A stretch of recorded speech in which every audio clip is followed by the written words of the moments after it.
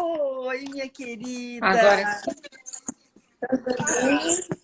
Eu estou ótima e muito feliz em receber. E esse tema pois muito... é, nós estamos aqui no feriado que não sabe se é feriado, se é feriado. Não, essa confusão na nossa vida, né? Eu, por exemplo, com filho, porque eu moro aqui em Barueri, né? Hum, E eu com filho de férias. Férias lógico, não, com feriado, né? lógico. E São Paulo trabalhando, então alguns clientes ligando, aí você não sabe se é feriado, se não é feriado. Essa pandemia. Essa pandemia é um caos. Um caos. Gente, olha, eu tô muito... Assim, já vou começar logo falando que eu tô super feliz. Você já deve ter visto, eu publiquei que eu já vacinei. Ah, é? Que legal, né? Que Vacinei bom. ontem, Adriana. Você Olha, deve ser acredita? emocionante, né? Você acredita que eu chorei na hora? É, Lágrima desceu. Eu não sabia o quanto que estava me oprimindo, porque a gente vai trabalhando e camuflando, guardando, né? Porque a gente tem que... Tem pessoas que dependem da gente, e a gente é professora, a gente está sempre junto. Não que eu não olhe para a minha emoção, que eu olho bastante, mas a gente vai andando, né? E aí, na hora que eu fui entrar, que a enfermeira falou assim, é a sua vez, quando eu olhei para ela, minha lágrima no olho desceu. Eu falei, gente, eu vou ser salva. Nossa, é ruim, né? Que aqui em São Paulo, o professor de graduação e pós-graduação ficou fora, né? ficou. E, por exemplo, no Rio de Janeiro, todos os professores foram vacinados. Aqui em São Paulo, não, né? Eu Deveria sou ser professora. todos. Deveria Então, eu ser todos.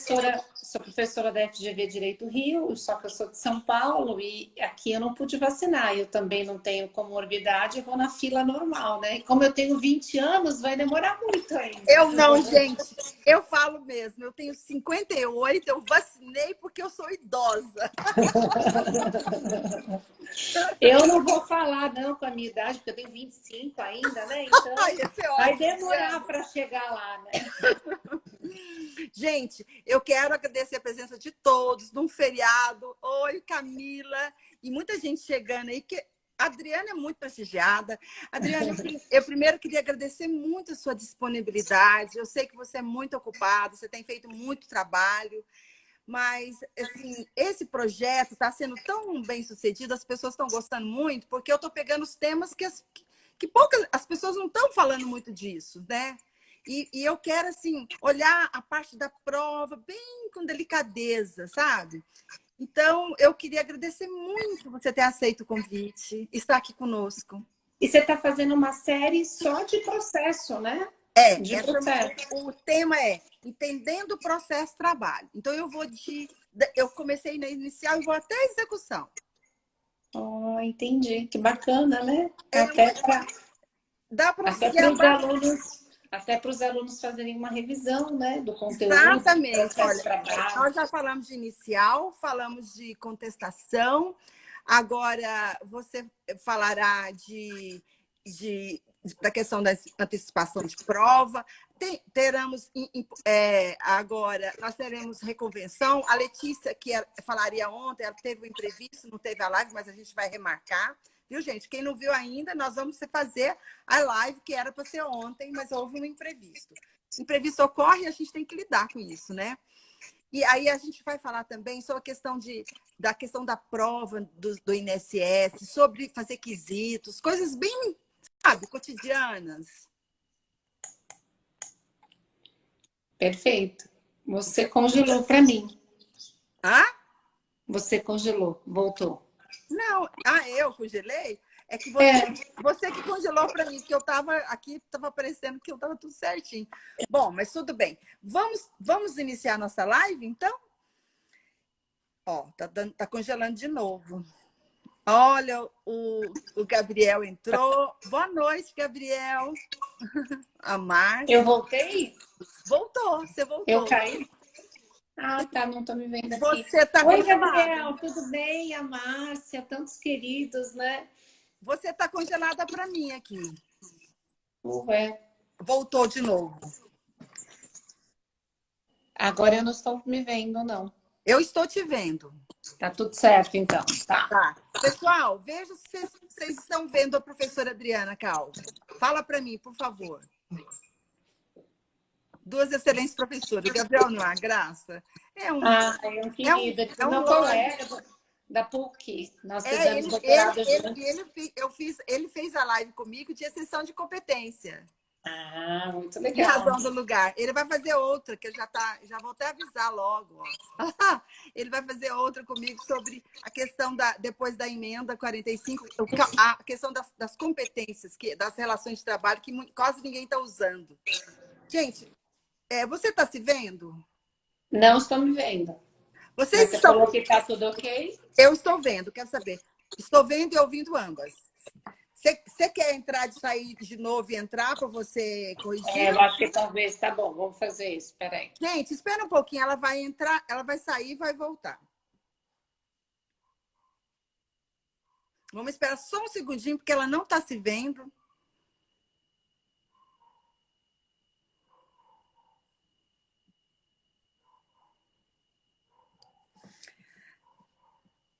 Gabriel. Veio a solicitação. Opa. Pronto, agora ela vai entrar novamente. Agora sim. Voltou. Ótimo. Não, é melhor você se ver, porque fica chato, né? Você não se vê, né? Amiga, querida, eu gostaria que você já quisesse... Gente, deixa eu explicar um pouquinho como é que... Eu sempre gosto que ela faça dessa forma, porque ela fala com cases. E é muito bom. E da última live que nós fizemos com ela, gente, eu até quero fazer uma só com case, porque ainda falta muita coisa para ela falar para gente. Então, eu gosto muito do jeito que ela elucida. Vamos, então? Dar início? Oi, Eliane, boa noite. Gente, agora eu vou cumprimentar todos e vou só interferir de vez em quando para cumprimentar mais pessoas que chegaram. Mas agora vamos deixar a Adriana falar. Então, esse tema, a gente resolveu falar sobre a questão da produção antecipada de provas, porque, assim, é um tema novo nessa parte de processo de trabalho e a gente verifica que ainda os advogados não estão explorando tanto. Exatamente. E é super necessário depois da reforma trabalhista. Por quê? Depois da reforma trabalhista, com a sucumbência e a questão da justiça gratuita, eu até não sei se você já fez alguma só sobre justiça gratuita e sucumbência, já fez? Como assim? Só uma live só sobre justiça gratuita e sucumbência. Eu vou... Você sabe que você me deu uma sugestão? Não estava pensando... Patrícia, o que eu estou vendo, assim, porque a gente fala que depois da reforma trabalhista, o problema é a sucumbência e a justiça gratuita. Só que eu estou puxando vários casos recentes do tribunal onde já não estão mais aplicando a reforma trabalhista coisa nenhuma. Então eu vou fazer a justiça gratuita, se você apresenta a declaração lá de pobreza, já vale como fins... Como prova de pobreza, já tem decisão do TST dando validade, já tem o processo que se o reclamante vai lá e justifica apresentando todas as contas, todas as despesas, já está tendo concessão de justiça gratuita. Esse é um tema que eu gostaria realmente de ouvir alguém que está estudando mais a fundo, porque a impressão que me dá da pesquisa do que eu tenho visto sobre justiça gratuita e sucumbência é que, de uma certa forma, a Justiça do Trabalho está dando um jeitinho de não aplicar o que literalmente diz a reforma trabalhista, né? Concordar ou não é uma coisa, mas é o que diz a reforma trabalhista. Então, esse é um tema interessante. Eu vou anotar, então. Honorário eu estava pensando, mas justiça gratuita não, mas eu vou fazer. De um só de justiça gratuita. O Lucas Reis tem até um livro sobre esse assunto. Vou anotar. Então, ele tem um livro sobre esse assunto, o Jorge Pinheiro Castelo também fala bastante sobre esse assunto. Eu acho que é interessante mesmo a gente... O Jorge, você sabe que ele já vai falar de recurso disso, mas eu posso chamar ele 2 vezes, não tem problema. Mas eu acho que... Porque assim, eu queria ouvir como é que está a posição majoritária ou se esses julgados ainda são muito esporádicos, sabe? Não sei até se o Gabriel está ouvindo a gente aí, Gabriel, lá no tribunal, mas eu tenho visto... O Gabriel está aí, ele já entrou, não sei se ele eu tenho visto muitos julgados já deferindo a justiça gratuita, basta provar, apresentar a declaração de pobreza, comprovar, dizer que está desempregado, um pouco como a gente tinha antes da reforma. Bom, mas pensando no que diz a reforma, um receio que todos os advogados passaram a ter após a reforma trabalhista é o risco da sucumbência. Então, os advogados começaram a analisar os processos com muito mais cuidado, fazer petições iniciais muito mais elaboradas, né? Eu mesmo, que sou advogada de empresa, mas tem alguns casos de reclamante, os casos de reclamantes que chegam no nosso escritório, a gente faz uma triagem muito bem feita, analisa documento muito bem feito e faz avaliação de risco para o cliente. E pede para o cliente assinar um termo, eu faço isso, Patrícia, um termo de que ele leu a petição inicial, de que A ele gente concorda. falou disso na inicial. A gente recomendou. Inclusive, eu fiquei devendo um procedimento que eu farei para vocês. Ainda não fiz, mas eu farei na próxima semana. E vou colocar um PDF na minha bio sobre o procedimento. E aí eu falo para fazer esse termo e também no termo está escrito: você tem ciência que tem risco de ser condenado em custas judiciais e sucumbência após reforma trabalhista. E aí, quando a gente faz isso, eu já tive vários casos, Patrícia, de depois que você faz isso, o cliente pensa 2 vezes e fala, eu não sei se eu quero entrar agora. Aí eu falo, puxa, esse termo é super educativo, né? Porque na hora que a pessoa assina ali e vê que, ó, é uma advocacia de risco, né? A gente não tem como garantir. Aí alguns clientes voltam e perguntam, mas doutora Adriana, tem uma outra forma de eu fugir da questão da sucumbência da justiça gratuita e ter mais certeza? Aí eu falo, antecipação de prova. Olha isso. Antecipação de prova. Aí vou dar um caso prático para você. Tive um pai de uma esposa. O meu filho, né, o Alexandre, ele tem 9 anos, tem uma amiguinha e o pai foi mandado embora por justa causa. E aí veio falar comigo, me procurar, conversar. Eu, assim, com muitos anos de experiência como advogada reclamada, sei que as empresas não demitem por justa causa se não tiver realmente prova robusta. Então, eu não pactuo da mesma opinião que você. Pois é, eu não costumo entrar com ação trabalhista de reversão de justa causa, por conta de achar que existe muita chance de perder por essa presunção de que a empresa não faria uma justa causa se realmente não tivesse. Depende do tipo de empresa. No ramo da construção civil faz bastante.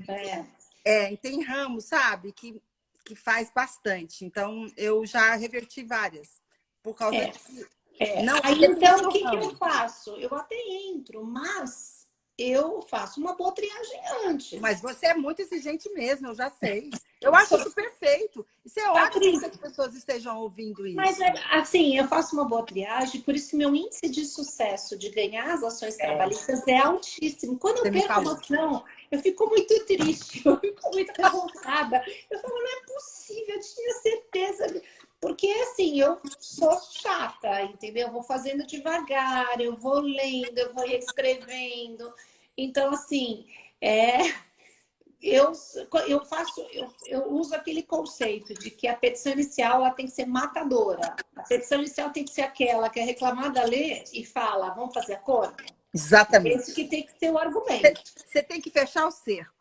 Se eu não me convenci, eu não vou conseguir convencer o juiz. Então, eu tenho que estar convencida. Então, por exemplo, esse caso de justa causa.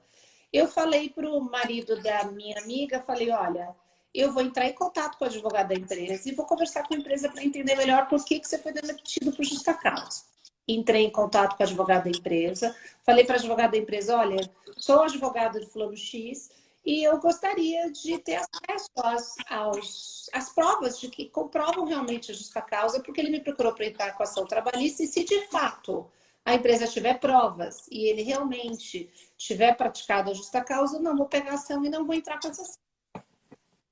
Aí a advogada fez uma reunião comigo, esclareceu os motivos da justa causa, mas disse que não ia mostrar nenhum documento e não ia me passar nada. Aí já está claro que não tem justa causa. E aí, a empresa alegava, inclusive na carta de justa causa, que tinha feito uma sindicância, né?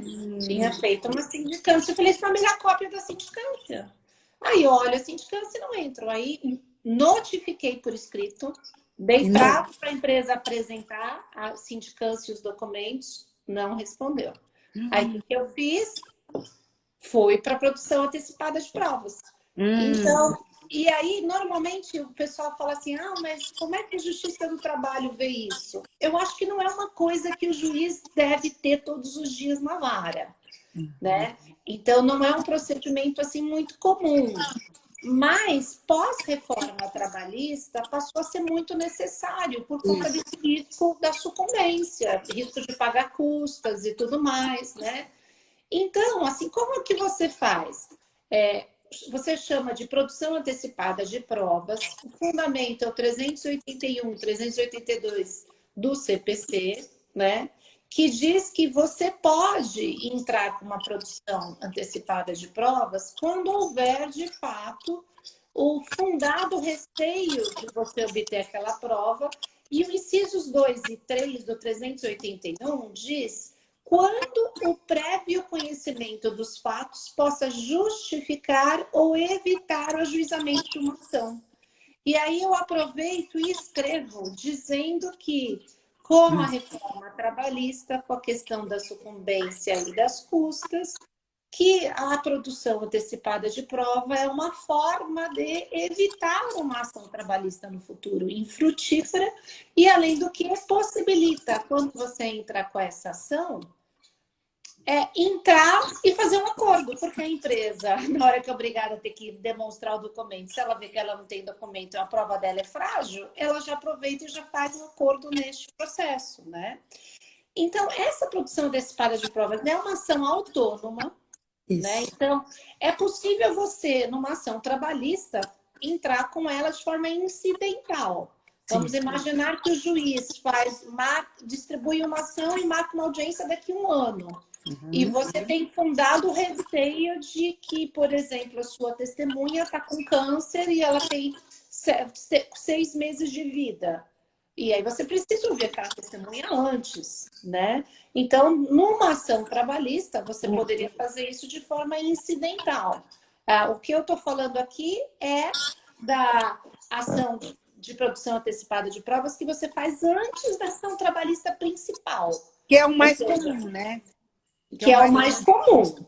É o mais comum. Então, por exemplo, né, no meu modelinho de petição aqui, estou como aberta para você, o que eu coloco? Primeiro que eu coloco, ação de produção antecipada de provas cumulada com protesto interruptivo de prescrição. Ah, você faz os dois, que boa ideia! Pois é, mas, Patrícia, grande problema, as duas ações que eu entrei esse ano, os juízes não falam nada da prescrição. E um juiz ainda respondeu, não posso avaliar a prescrição porque eu não posso conhecer das matérias. Mas isso uma medida preventiva e ela ainda se mantém. Ela não foi revogada com o novo CPC. Pois é, mas, poxa vida, se não é para interromper a prescrição, até essa ação correr, vai correndo a minha prescrição da ação principal, né? Então, eu coloco lá. Protesto interruptivo de prescrição. Então, ação de produção antecipada de prova acumulada com protesto interruptivo de prescrição.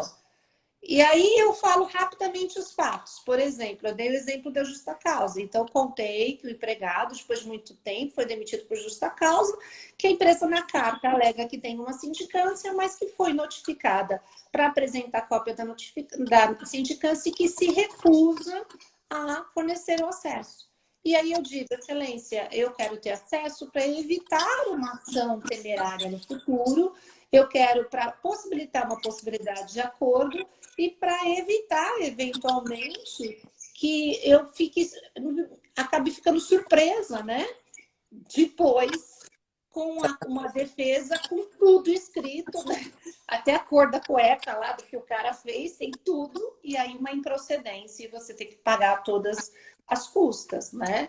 E aí, na minha petição, então, eu faço rapidamente, falo sobre os fatos, e aí depois eu coloco do cabimento da ação cautelar. Por quê? Tem jurisprudência do TRT da segunda região cautelar? Isolada. Não, cautelar não, do cabimento da antecipação de produção, da ação de antecipação de produção de...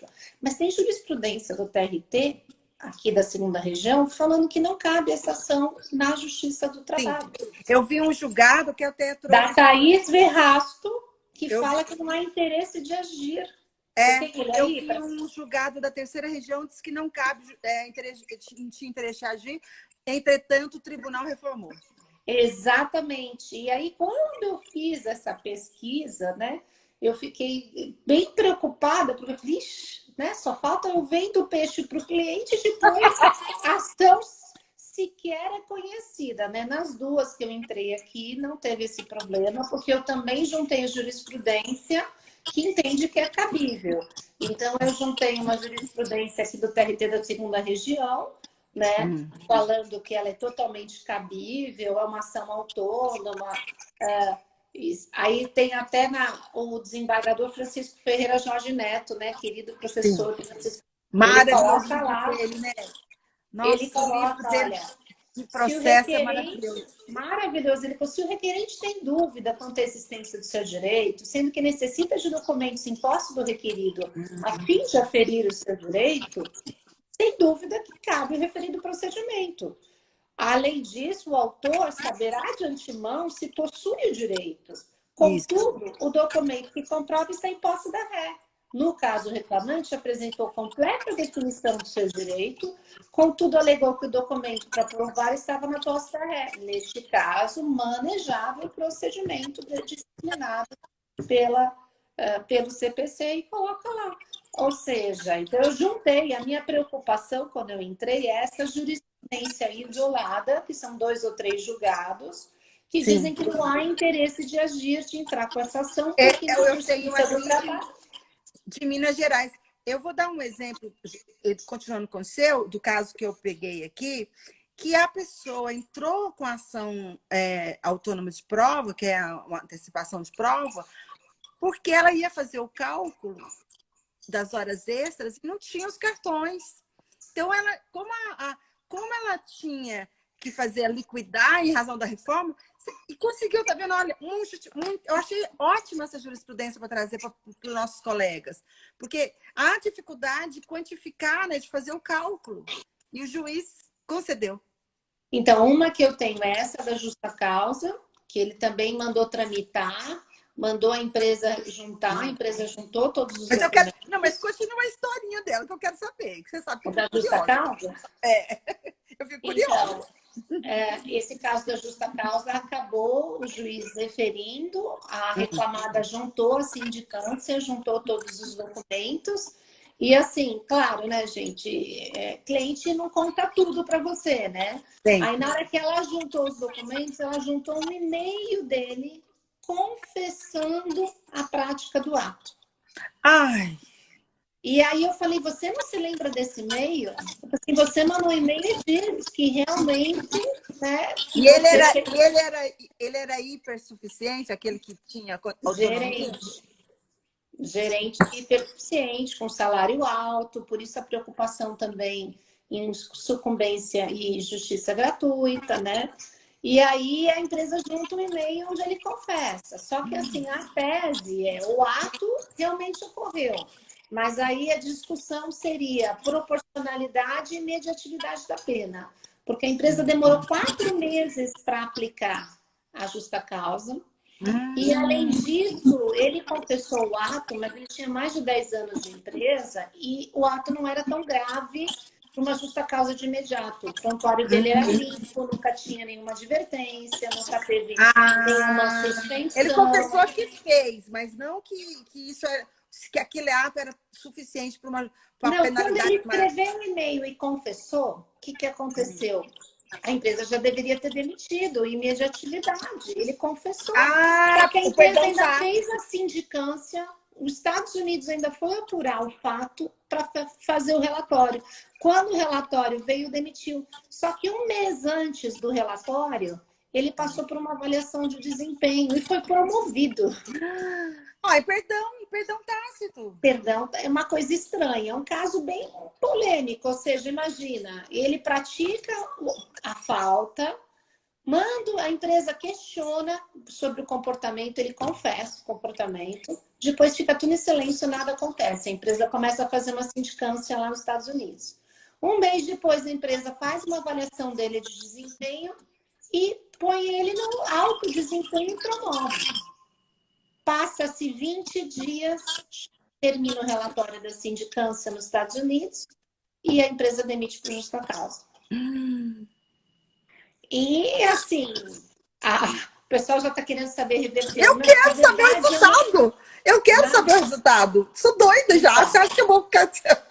Na verdade, o que acontece? Ainda não entrei com a ação principal, né? Então, eu entrei com a antecipação de provas, aí eu estou aguardando a juíza dar a sentença, e aí eu ia conversar com ele para ver a questão da prova testemunhal, se ele consegue testemunha, porque ele não tem nenhuma testemunha. Né? E assim, justa causa é uma coisa que é muito de juiz para juiz. Né? Mas você vai entrar por exemplo, nesse caso, por exemplo, ele usou o carro da empresa, da frota da empresa, e tirou mais, e teve mais de 10 multas. E aí ele pagou as multas com o dinheiro da empresa. Eu já vi com o dinheiro da empresa. Mas ele alega que a praxe da empresa sempre foi, né, pagar todas as multas. Mas eu já vi jurisprudência que multa não pode dar justa causa. Então, mas eram as multas dos veículos que ele utilizava. E não foi uma, né, Patrícia? Foram várias. Pois é. E aí a empresa, ele disse que a política da empresa é que os empregados usavam o carro da frota, a empresa pagava as multas de todos os empregados. A empresa nega, ela diz que não. Então, não é uma falta só, né? O caso aí é bem enrolado. A gente não entrou ainda com a ação principal, só entrou com a cautelar. Eu estou esperando só a juíza dar a sentença e fechar. A cautelar não, a antecipatória da que a gente tem essa... É costume. Eu faço mesmo, Adriana. Eu falei, te corrigi, só para você não ficar falando errado. Mas eu faço mesmo. Eu ainda falo cautelar. Tudo cautelar o tempo todo. Mas nesse caso não é nem precisa ter principal, né? Se você quiser não entrar com ação, pode. Nesse caso, ela é autônoma por isso, né? Então, e assim, este caso foi isso. E o outro caso, eu entrei com a produção antecipada de prova, foi em relação a comissões. Ele era um vendedor. E o que aconteceu? Nos últimos 3 meses do contrato, ele vendeu muito. E a empresa tinha estipulado com ele 12% de comissão sobre o valor líquido de vendas. Aí, o que aconteceu? Naqueles meses que ele começou a vender muito, a empresa achou que estava ganhando muito. A empresa falou, peraí, você está ganhando demais, eu vou colocar um limite. Você só de 21 mil, eu não vou te pagar. E aí você pega o limite dele, nos últimos 3 meses, o salário dele para em 21 mil. Só que ele vendeu mais. Nossa. Deixa eu só cumprimentar o professor Bezerra. Meu querido, um privilégio ter você aqui. Gosto tanto. Ele é um querido nosso, né, Adriana? O professor Carlos Henrique é uma grande honra. Vamos aproveitar e pedir a opinião dele sobre essa história. Vamos começar a perguntar para ele. Vamos perguntar para ele. Bota ele na live aí sobre essa questão da... Mas eu vou fazer live com ele. Eu vou fazer live com ele no segundo semestre. Então, uma das ações, o juiz respondeu uma sentença que não era necessário o protesto interruptivo da prescrição, porque ele diz que é claro que ao entrar com a ação de antecipação de provas, ela é uma ação trabalhista, já estaria interrompido se o pedido for idêntico. Mas não é o pedido idêntico, né? O pedido não é idêntico. Quer dizer, eu vou pedir diferenças de comissão, mas o pedido aqui... E o grande problema é o artigo 11, parágrafo 3º da CLT, que foi introduzido pela reforma, lembra? Que fala que só a ação trabalhista interrompe. Aí aquela discussão sobre, né, o protesto judicial foi limitado ou não, né, depois da reforma trabalhista. E aí eu junto, né, algumas jurisprudências falando que a ação antecipatória de provas de fato uma ação trabalhista e coloca lá no sentido de que, como ação trabalhista, que tem como objetivo uma futura ação principal, ela interrompe o prazo prescricional bienal em relação ao chamado direito de ação, pois o ato processual praticado subsuma-se ao contido no 212.5. Então, eu peço para o juiz se manifestar, porque imagina, a diferença de comissões, se essa ação aqui demorar, por exemplo, 6 meses, 1 ano, como é que eu fico em relação à prescrição dos últimos 5 anos, né? Adriana, precisamos cumprimentar a professora Esperança, que está nos assistindo, que é uma graça conhecida de nós duas, e o professor Elson. Gente, muito obrigada pelo privilégio de estar aqui conosco. O pessoal gosta desse assunto, né? Mas é porque é um assunto diferente, né? Poucos advogados entram pedindo de fato essa antecipação de provas. Então, eu tive 3 casos. Eu tive um caso que foi essa da justa causa, que eu achei super importante entrar para ver o que são esses documentos da sindicância. Ainda bem que você fez isso. Olha aí. Apareceu coisa que eu não ia saber, né? Não. E essa história de e-mail dele confessando, não lembra do que ele confessou. Precisa avaliar, precisa saber. Porque com essa prova da a ação de antecipação de prova, agora, quando entrar com a ação principal, eu redireciono melhor a petição inicial. Né? Porque agora eu já vou atacar não a questão da taxatividade, o fato ele reconheceu. Mas para aplicar uma justa causa, precisa ter proporcionalidade da pena, analisar o histórico laboral, a questão da promoção. E a advogada, quando ela contesta a ação, ela junta os documentos e ela contra-argumenta o meu argumento da promoção, que é um erro. Porque essa ação de produção não é necessário. Essa ação de produção de prova é muito importante se você tiver não entra no mérito. É um pedido para juntar documento, é um pedido para ouvir uma testemunha, é um pedido para fazer uma perícia, é uma produção antecipada. O juiz não entra no mérito. Não. Só que a advogada, na hora que ela for juntar os documentos da sindicância, ela já se manifesta. Não, porque a promoção não significa que a justa causa não foi válida. E ela confessa a promoção. E eu nem tinha a prova da promoção, porque ele não tinha a promoção por escrito. Ele não tinha promoção. Ele não ficou com cópia. Uma coisa que eu aprendi com a professora Carla Romar é isso. Fale o mínimo, porque você vai falando, você corre um risco enorme. Fale o mínimo. Então, porque é uma produção antecipada de prova. Você só tem que juntar o documento e pronto. Ou então, na contestação, o que você faria? Usaria a jurisprudência dos casos que a gente citou aqui, da Thaís, aqui, da desembargadora Thaís. Da terceira região que eu tenho. Da terceira, para dizer, não tem interesse de agir, não vou juntar documento nenhum, tentando influenciar o juiz, né? Que entre com a ação principal. Entra com a ação principal e você vai querer discutir. Não cabe esse tipo de ação no trabalhista, como a gente falou dessas 2 decisões. Então, na contestação, fica aqui a dica, quando vocês estiverem do lado de lá, se vocês quiserem dificultar, e se o seu cliente... Recusa e junta, fala que não tem interesse. Diz que não tem interesse de agir, que essa é uma ação que não tem interesse de agir. Por que o autor está usando esta ação se ele pode entrar com a ação principal? Que é um argumento forte também. O que você acha, Patrícia?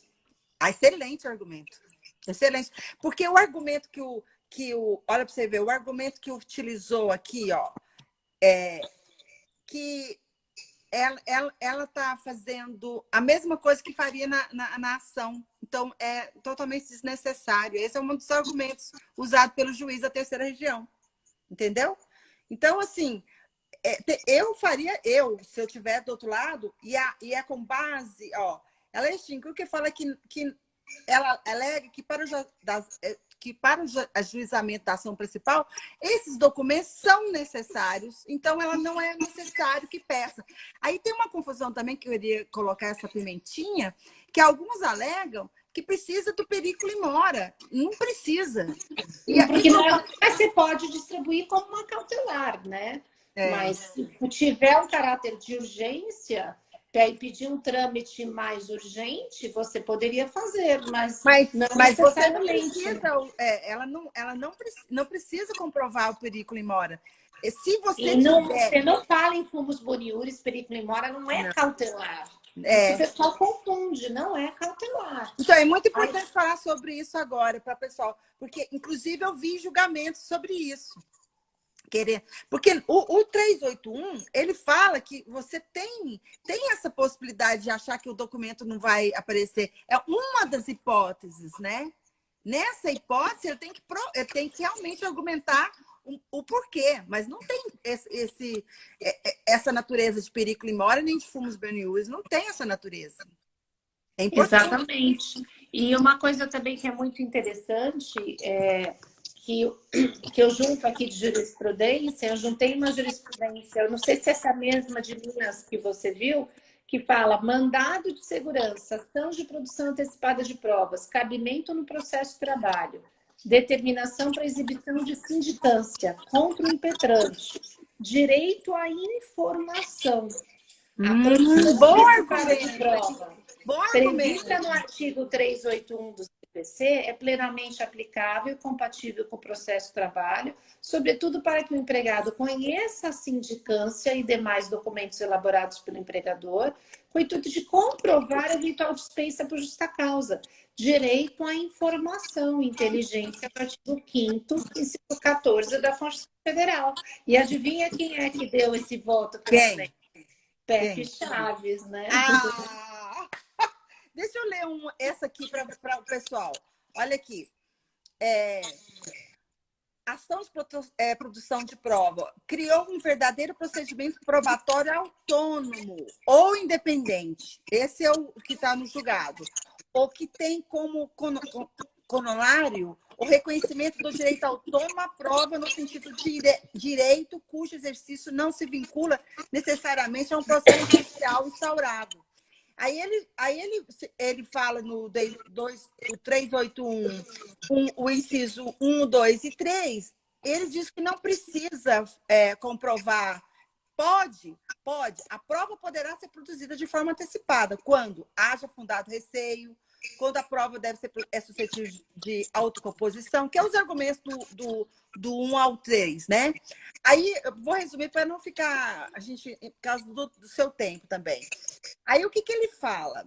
Nota-se que o CPC de 2015 não tratou do tema ao disciplinar tutela de urgência, o que significa dizer que a antecipação de prova não depende necessariamente da presença do denominado perigo mora. E ele fala isso. Essa demonstração somente será exigida quando a pretensão tiver como fundamento 381, ou seja, fundado receio. Assim, na hipótese mencionadas do inciso 2 e 3, a prova pode ser produzida com o objetivo de viabilizar a autocomposição ou outro meio de adequação e solução de conflito. Aí ele concede e não é uma pessoa muito conhecida, é um juiz convocado. E agora ele concedeu. Então, bem interessante. E assim, nessa ação que eu te falei, no meu modelinho que eu uso para essas ações de produção antecipada, eu coloco a questão do dever. Um dos itens é da violação da boa-fé objetiva e seus deveres anexos, direito de informação. Então, assim, é um argumento maravilhoso, hein? Então, eu não sei se eu tenho influência muito do direito americano, né? Porque como eu morei um ano lá, gosto muito do direito americano. O direito americano, ele trabalha muito com discovery, que é a fase de produção de provas antes da ação judicial. E no direito americano, essa fase do discovery, ela é feita, inclusive, com um cartorário indicado pela vara, né? Mas sem a presença do juiz, é só os advogados. Então, eles ouvem as partes, eles olham os documentos, e no final do discovery, eles decidem se realmente tem fundamento ou não para entrar com a ação ou fazem um acordo. Então, assim, eu sempre, quando eu estou pelo lado, pelo menos, do reclamante, eu tenho esse olhar de, poxa, vamos evitar uma ação trabalhista? Vamos conversar com as provas que você tem, as provas que eu tenho. Agora, Patrícia, a gente está usando muito isso nas ações, nos acordos extrajudiciais, que eu não sei se você está vendo, mas muitas empresas agora estão demitindo e já estão procurando para fazer acordos extrajudiciais. E aí, você começa a negociação nesses acordos extrajudiciais. Mas me deixa ver as amostras dos e-mails que você tem que prova que ela vai fazer hora extra. A empresa não quer pagar nada a título de hora extra, mas ela está dizendo que tem hora extra. Não, olha os cartões de ponto aqui, banco de horas, está tudo quitado. Pois é, doutor, mas olha os e-mails que ela tem, que mostra que ela mandaria até 10 da noite. 11 horas da noite. Então, era comum fazer hora extra. E ainda nesse caso que eu estou te contando, o advogado ainda falou, não, mas são e-mails esporádicos. Para fazer hora extra tem que pedir autorização aqui dentro da empresa. Não pode fazer hora extra sem autorização. E tinha um e-mail. Aí eu falei para o advogado, olha aqui o WhatsApp do grupo financeiro da empresa dizendo que hora extra aqui só com autorização do Papa, porque ninguém consegue essa autorização. Não! Ou seja, escrito lá no WhatsApp, gente, vocês sabem, né? Pagar hora extra aqui, fazer hora extra é só com autorização do Papa, porque ninguém consegue essa tal autorização. Aí você fala, doutor, vai para o judicial? Imagina juntando esse WhatsApp aqui do grupo de trabalho falando isso. Imagina para o Ministério Público do Trabalho juntando esse WhatsApp dizendo que é comum aqui na empresa, o pessoal está trabalhar hora extra, dizendo que vai ter autorização e ninguém recebe as horas extras. Então, assim, eu acho que cabe ao advogado hoje ter esse perfil mais conciliador, negociador. Eu não sei se porque... Como eu sou professora da FGV Direito Rio, a FGV a gente trabalha muito com casos práticos, a gente trabalha muito com esse perfil negociador do advogado. O advogado tem que saber negociar, tem que ser um bom negociador. Sim. Então, ele tem que saber sentar, entender do lado de lá. Porque, assim, a gente depois de um tempo, né, Patrícia, sabe o que vai acontecer com a ação trabalhista lá na frente. Para que ficar 4, 5 anos brigando se 2 advogados experientes podem juntos, ao analisar as provas, como se faz no direito americano, chegar a uma conclusão sobre a viabilidade ou o risco dessa ação? Ainda mais em tempos de reforma trabalhista que você tem sucumbência, né? Olha aqui, ó. O Luiz está perguntando se houver acordo, antecipação, como discriminar as verbas? Do mesmo jeito. Mas tem acordo?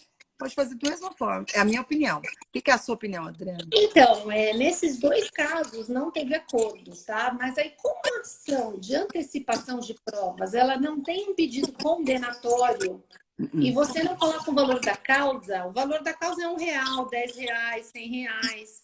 Por isso que se entra com a produção antecipada, porque o cliente não tem um risco. Se ele analisar os documentos e os documentos foram contrários a ele, ele desiste de entrar com a ação trabalhista e evita uma ação trabalhista e o risco da sucumbência. Então, assim, existe o risco, num desses casos, eu tinha uma audiência de conciliação marcada e eu conversei com o assistente do juiz. E o assistente do juiz disse que ele não homologava acordo nessa ação. Porque ele disse que nessa ação não tem pedido condenatório. Se não tem pedido condenatório, que se as partes tivessem interesse num acordo, que entrassem com uma ação de acordo extrajudicial. Mas olha só, a meu ver, a minha opinião, o juiz poderia. Se é um acordo, ela pode ser no princípio da fugibilidade, porque está ali. É uma formalidade, né, Patrícia? Já está ali a ação, mas se a gente for técnico, qual é o pedido? É a apresentação da prova. Tanto que esse processo... Não, se você for bem dogmático, realmente não pode. Mas a minha opinião, se está na presença do juiz, há uma necessidade de acordo, não aproveitar, eu acho que não é problema. Para mim, é a minha opinião, né? Então, nesse caso, eu sondei para saber como é que o juiz não faz o acordo porque não tem pedido. Porque ele diz que não tem pedido condenatório, porque é uma ação de produção de provas, e tanto que se o juiz não pode se manifestar sobre o mérito, como é que ele homologaria um acordo sobre algo que nem tem pedido de condenação? Então, Luiz, você percebe que, assim, eu acho que você poderá encontrar juiz mais simplista que aproveitaria para resolver aquela ação, né? Aquele conflito. Mas se você olhar de forma realmente séria e processual, não há uma ação mesmo para ter um acordo, realmente. Mas o próprio 381, ele fala sobre uma possibilidade de acordo. Ele fala lá no 381, uma das questões é para viabilizar um acordo. Sim, um dos objetivos de você entrar com essa ação então, para antecipar você tem que argumentar nesse aspecto, sabe, Luiz? Que é uma possibilidade. Agora, Se você puder fazer o acordo, não importa se vai ser FGTS ou vai ser guia. O problema é se vai poder fazer acordo ou não, Luiz.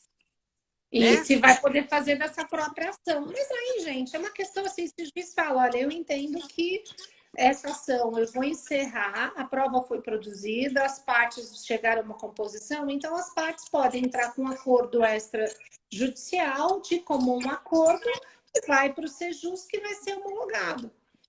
Né? Assim, só vai aumentar um pouco a burocracia, mas a princípio que eu não iria recorrer se o juiz se negasse Nem eu.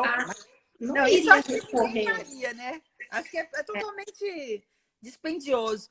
Bom, o que mais... A outra que eu acho fala. que essa questão da prescrição, para mim, é uma coisa que me aflige mais, porque, como eu te disse, nesses 2 casos que eu entrei esse ano, os juízes não deram na sentença, né, quando a empresa, nesses 2 casos, a empresa na contestação não alegou que não tinha interesse de agir, a empresa juntou os documentos que eu precisava, aí eu entrei com uma manifestação dizendo que já estava satisfeita e que podia ser encerrado, então, a ação e pedi que fosse declarada a prescrição, né? E aí, o que aconteceu? Nas 2 não foi declarada a prescrição, pois eles fundamentaram que não tem previsão legal para ser declarada a prescrição. Né? E eu juntei na petição inicial, né? Eu coloco assim na minha petição, na minha ação, eu coloquei protesto interruptivo de prescrição. A interrupção da prescrição, por força do protesto judicial, está positivada no 202, inciso 2 do Código Civil e 726, parágrafo 2º do Código de Processo Civil, aplicáveis ao processo de trabalho, por força, aplicáveis ao processo de trabalho de forma pacífica, né? E não há que se aventar ainda que, por força do artigo 11, parágrafo 3º da reforma trabalhista, teria havido algum tipo de restrição à interrupção na prescrição trabalhista. Quer dizer, eu imaginava que o juiz fosse dizer, não, aqui está restrito, não é uma ação trabalhista e aplicar o 11, parágrafo 3º. É isso que eu esperava, né? E aí eu junto um acórdão do TST que coloca lá, né? Interrupção da prescrição, ação de produção antecipada de prova, e coloca lá, em tal contexto, restou expresso que o reclamante se utilizou da ação com o objetivo de instruir uma futura reclamação trabalhista, pois visou angariar provas em relação a 2 contratos de trabalho que manteve com a reclamada. Portanto, se ele se utilizou da medida para instruir a futura reclamação trabalhista, isso demonstra a sua atividade na perseguição e preservação dos seus direitos, notadamente para tornar a reclamação trabalhista uma ação eficaz. Assim, é o mesmo que o outro falou. Assim, por referir-se ao objeto de futura ação trabalhista, interrompe o prazo da prescrição bienal. Ele falou! Então, coloca em relação ao chamado direito de ação. O Paulo fala, declaração da interrupção da prescrição, ele fala, né? Então, eu coloco isso no modelo, só que nas 2 que eu tenho, não declarou. Aí eu entrei com embargo de declaração, né? Porque, às vezes, o que é frustrante um pouco para o advogado poxa, a gente põe na petição inicial, né? O fundamento, a gente coloca a jurisprudência. Então, se não for decidir a favor, mas fundamenta, então, com algum outro julgado contrário, né? Agora, simplesmente dizer, não, né? Eu não posso apreciar o mérito da ação, porque não é uma ação que possa apreciar o mérito. Adriana, para você é pacífico que não tem condenação em honorários, né? Porque eu estudei isso, mas eu ainda vi algumas que não tem pedido, não pode ter condenação em honorários. O que você pensa? Então, na ação, isso também não é pacífico, né? Não é pacífico. Eu sei. Na minha ação, eu coloquei R$500 de valor simbólico dos custos correspondentes à prova requerida. Porque eu vi condenação em alguns casos, por isso que eu estou colocando essa situação para nós. Então, eu coloquei R$500, com medo de dizer que tem e que eu não arbitrei o valor e arbitrar um valor maior. Coloquei os R$500 e coloquei que seja reclamada, condenada ao pagamento de custas e honorários advocatícios.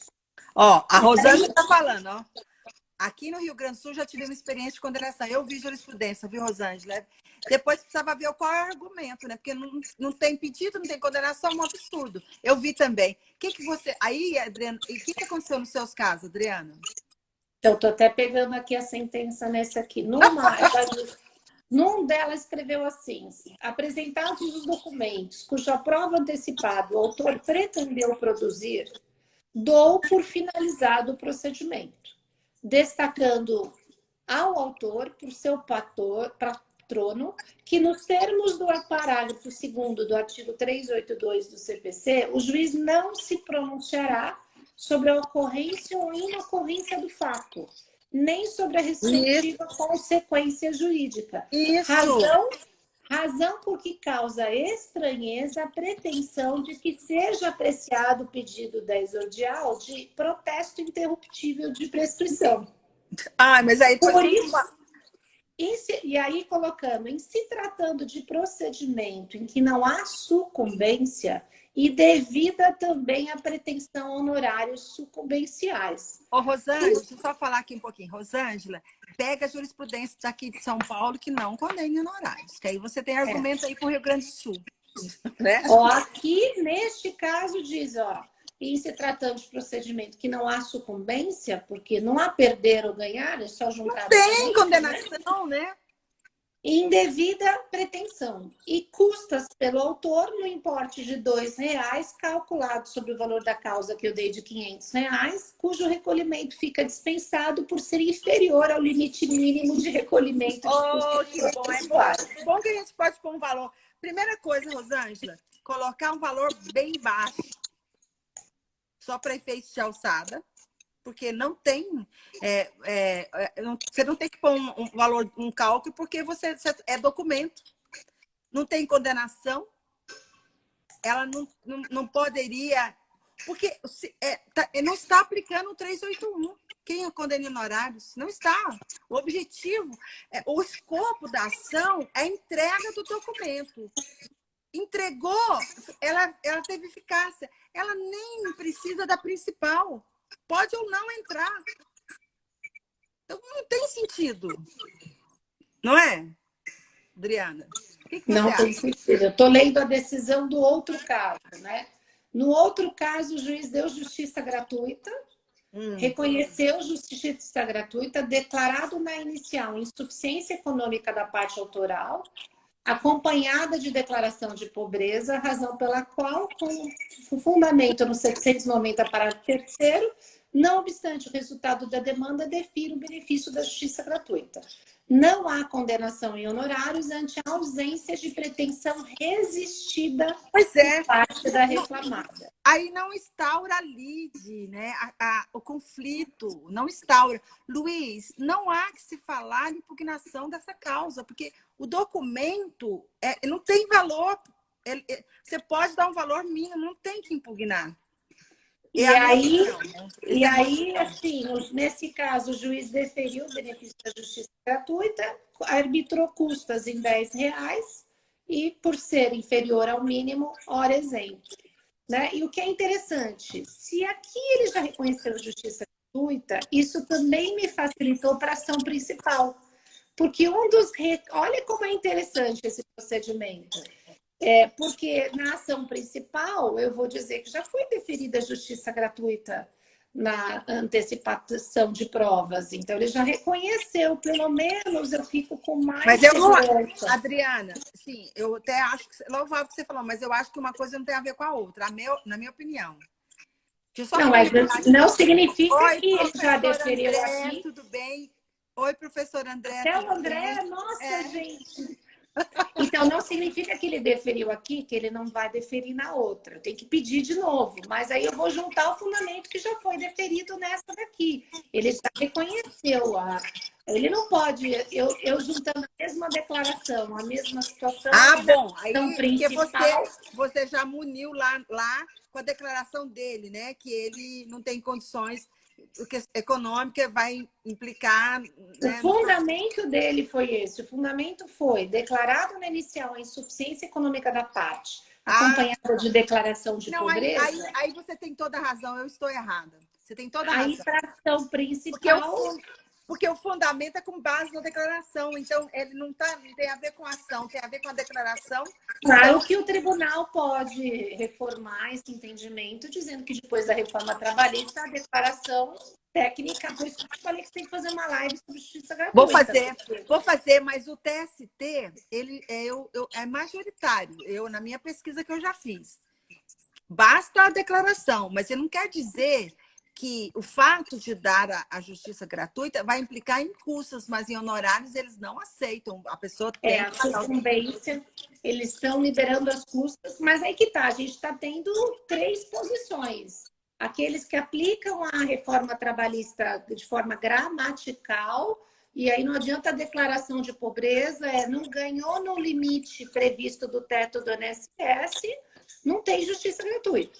Aqueles que entendem que se você vem acima do limite, mas junta a declaração de pobreza ou comprovação da insuficiência de recursos, concede a justiça gratuita, mas não dá a sucumbência, só a justiça gratuita. E a terceira posição, que é aqueles que entendem que se há justiça gratuita, seria inconstitucional reconhecer sucumbência recíproca, né? Que é a DIN que está passível, agora esqueci o número. Assim, eu tenho um caso que eu ganhei justiça gratuita e aí um tribunal condenou, não tinha condenado o reclamante no pagamento na primeira instância, a empresa recorreu, o tribunal reformou, reverteu. E eu entrei com a inconstitucionalidade, com base na DIN. Então, e meu recurso de revista subiu com base nessa violação. Agora a justiça gratuita está subindo todos os recursos revistas por causa desse tema, né? Porque está tendo muitas decisões. E você já não sabe nem mais, Patrícia. Essa é uma dúvida minha. Eu já não sei mais se eu digo para o cliente que existe um real risco da justiça gratuita, porque já está começando a ter tantas decisões deferindo justiça gratuita, basta ter declaração de pobreza e demonstrando. Não, mas outro argumento é a questão de também estar desempregado. Você dizer que está desempregado. Mas o caso é que o TST tem decidido que mesmo com justiça gratuita deve os honorários, né? Em razão do valor que ele já vai ganhar. Mas o que acontece?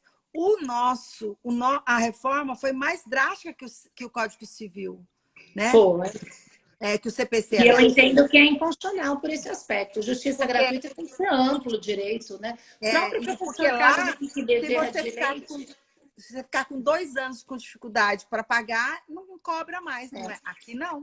Então, ela foi... O próprio professor Carlos Henrique, no livro dele de Processo Trabalho, né, que um grande manual aí, sempre diz que as ondas de acesso ao Poder Judiciário, para garantir o direito fundamental ao amplo acesso ao Poder Judiciário, você teve que primeiro acabar com a inibição econômica, né? Não ter custos para você poder se socorrer ao Poder Judiciário. O fato da reforma trabalhista ter trazido custos foi um retrocesso nessas ondas de acesso ao Poder Judiciário. Não, gente, total retrocesso. Gente, essa reforma não foi reforma, não. O nome dela deveria ser retrocesso. Em vários aspectos. Ela errou em vários aspectos, em vários. Eu mesma agora estou aprofundando em teletrabalho. Você vai ver que todos aqueles artigos que ela trouxe, ela não cresceu em nada. Era melhor ter ficado o artigo texto, sozinho, com aquele parágrafo que não tinha falado nada. Porque ela não trouxe problema da fiscalização. É muita coisa. Eu não vou nem falar, porque nós vamos sair do tema, né? Adriana... Mas assim, a gente está no final da live sobre a questão da tutela antecipada. Olha, eu recomendo. Acho que essas ações, elas realmente devem ser mais utilizadas pelos advogados, porque eu acho que elas têm a sua finalidade de realmente você poder preparar melhor a ação principal, saber de fato se o seu cliente tem o direito, abre portas para uma possível composição com a empresa. Isso. Agora, claro, Patrícia, dá mais trabalho para advogado? Dá. Ou 2 ações. Eu não cobro um valor diferenciado para entrar com essa ação. Eu não cobrei um valor diferenciado para entrar com essa ação. Mas tem muitos advogados que cobram um valor diferenciado por ser uma segunda ação, né? Então, assim, é caso a caso que eu acho que o advogado tem que fazer uma análise. O que eu volto a reforçar, a petição inicial é o coração do processo, ela tem que estar bem formulada, ela tem que estar bem munida de provas. Você perde o processo numa petição inicial mal elaborada. Se você não está convicto, se você não tem todos os documentos, não entra com a ação imediatamente. Primeiro tenta a produção antecipada de prova. Primeiro envia uma notificação para a reclamada, ver se ela fornece o documento. Infelizmente, a maior parte das empresas se negam por via de notificação extrajudicial fornecer o documento. Então, você não tem outra alternativa a não ser entrar com a ação, né? Entra com a ação, você vai ter acesso ao documento e aí você vai poder fazer sua análise melhor de risco. Vale a pena? Vou por essa linha? Vou pelaquela linha? E que eu vou alegar agora na petição inicial com base nesses documentos? Porque o que a gente sabe é que muitas vezes os empregados são demitidos e eles não levam documento nenhum, não tem nada. A empresa corta o acesso, corta o e-mail, corta toda a comunicação que ele tinha e às vezes ele não consegue levar documento nenhum. Eu já fiz notificação na extrajudicial para pedir cópia de holerite, porque o empregado sequer tinha cópia de holerite. Uma das jurisprudências que eu analisei, ela entrou com ação para pedir o controle de horário. E também por causa da insalubridade. Porque ela precisava fazer a quantificação e não tinha essa possibilidade. Porque além do problema da justiça gratuita e da sucumbência, tem também o problema de que você tem que fazer um cálculo estimado do valor do pedido. Alguns pedidos sem documento, nesse meu caso das comissões, foi isso. Como a empresa tinha limitado, né, a R$21 mil, eu não tinha como calcular as diferenças. Afinal, quanto que a empresa deixou de pagar de diferença de comissão se eu não tinha acesso aos pedidos das vendas que ele fez? Como é que eu vou saber quanto que ela deixou de pagar? Aí eu pedi, a empresa, o juiz mandou comprovar todas as vendas para eu poder fazer o cálculo e saber quanto que ele tem direito dessa diferença. Porque se eu fizer uma petição inicial simplesmente com pedido dizendo diferenças de comissões a apurar, o que o juiz do trabalho faz? Agora, se entra com a ação trabalhista, já vem o despacho da vara, mandando calcular. Outra sugestão que eu dou é quando, por exemplo, tem um direito coextudinário que está no regulamento da empresa e você não tem o regulamento da empresa. Você também pode pedir, né? Ou às vezes é um acordo coletivo que você não tem acesso, não está lá no site do sindicato, o sindicato não entrega. Você também pode fazer. Então, vários você pode entrar com antecipação de prova, né? Né, Adriana? Você não acha? Tem várias alternativas. Então, eu acho que assim, quando você está pelo lado reclamante, tem que fazer uma boa análise realmente dos pedidos, pesquisar jurisprudência, pesquisar julgados. Poxa, você está entrando lá numa empresa X. Essa empresa já teve outras ações com a mesma questão. Pesquisa jurisprudência, vê aonde a empresa está perdendo. Né? Normalmente, a gente que é advogado de reclamada, a gente sabe que a defesa é o mesmo modelo para todos os casos. Gente, banco é a mesma contestação para todos os casos. Aí você pega as réplicas, elas são iguais. O juiz, coitado, às vezes eu fico pensando, o juiz deve falar de novo, a mesma tese, o mesmo modelo, o mesmo argumento. O juiz já tem até sentença daquele caso. Né? Banco você já sabe na vara, por exemplo, a discussão da cláusula 11, né? Da convenção coletiva da 7ª e 8ª com a gratificação de função. Você pesquisa o juiz, né? Olha lá se o juiz que caiu no seu processo ele já tem sentença. Se ele já tem sentença, você já junta isso em réplica. O juiz não vai poder fundamentar diferente. Né? A não ser que mudou o assistente dele, né? Mas se mudar o assistente que mudou, que está ajudando o juiz, tem que também pesquisar, né? Para não ter essa incoerência. Então, por isso que eu acho que é muito importante para quem está aqui nessa live assistindo com a gente, porque isso são reflexões, né? Então, A gente tem que fazer uma boa pesquisa, né? E a outra para coisa que eu poder queria, usar todos os meios processuais, o se que eu for queria necessário. crescer, o que eu queria crescer com a Adriana é que, assim, o CPC é de 2015 já tem bastante tempo, mas para uma legislação, não. Então, assim, às vezes há uma dificuldade do juiz, porque é conservador, de acolher essa ação. Então, o que vocês têm de fazer é fazer uma coisa bem fundamentada, com a jurisprudência daquela região, e já pegar a jurisprudência que é controvertida e já refutar lá na própria petição. Entendeu? Vocês não têm que esperar para depois. O advogado tem que se já cautelar-se desde o início. Então, você já faz os argumentos que são convincentes e os contra-argumentos já vai falando de uma forma mais sutil, não muito evidente, né?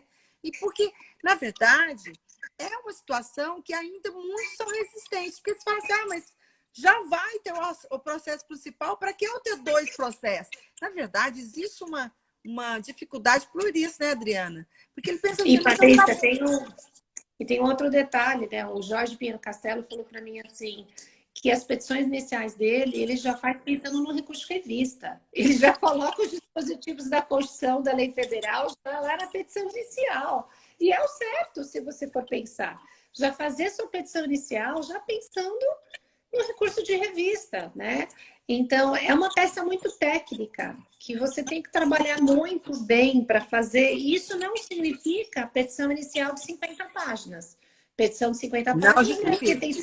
Pelo contrário, cada vez mais o desafio para a advocacia é saber comunicar o essencial de forma clara e objetiva e de forma sucinta. Então, não é número de páginas. Se a história de petição inicial que tem 5 páginas só para justificar a justiça gratuita, está fora... Não precisa, né? Está fora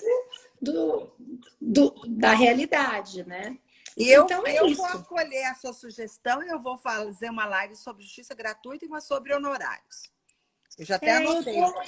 Eu juro que eu fico pesquisando jurisprudência. Eu estava até num caso pela reclamada, fazendo contestação, e aí eu estava fazendo contestação, o Luiz falou visual, né? É verdade, eu estava fazendo a contestação, e aí eu estava lá pesquisando fundamentos para aplicar a justiça gratuita, e vi vários acórdãos já dizendo que a simples declaração de pobreza já é suficiente para a justiça gratuita. E de salários altos, de gente com 15 mil, 20 mil reais. Aí eu falei assim, poxa, quer dizer que já está sedimentando um pouco o mesmo entendimento antes da reforma.